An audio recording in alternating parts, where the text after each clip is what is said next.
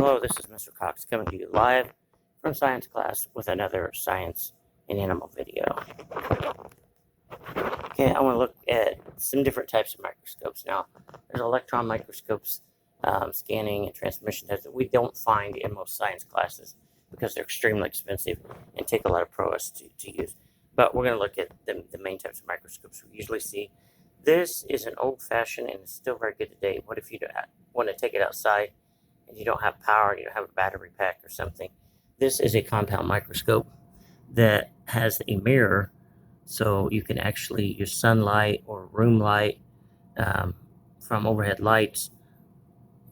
You find where the light source is and get it at the right angle, where it's putting the light up to the diaphragm. This is the wheel here. Controls the opening there. It's called the diaphragm. Some of them have a condenser on them. These types don't. Sometimes there's a condenser underneath as well. So on these types of microscope, they're called compound because there's more than one lens. So you've got a low power and a medium or high power. Some of these will have 3 different types of lenses. And then your eyepiece lens up here. This is the course adjustment, meaning it focuses it very quickly. You never use this on high power, only at low power, or you will break slides. Sometimes you run your whatever specimen you get. This is the fine adjustment. This moves very slowly, so when you've got almost an adjustment, and then you will make the fine little changes so you can see it really clearly. This is what you use, and you always use this in medium and high power. This is the stage. These are the stage clips. This is called the arm. You always carry it with one hand on the arm, one hand under the base. This is the base. This is a little more modern electric version, so it has all the same parts on it. So this is your course adjustment, your fine adjustment. But this one has electric power source that you plug in, has a switch, and you can use it even if it's darker. So this one is a different type. This is called a dissection microscope.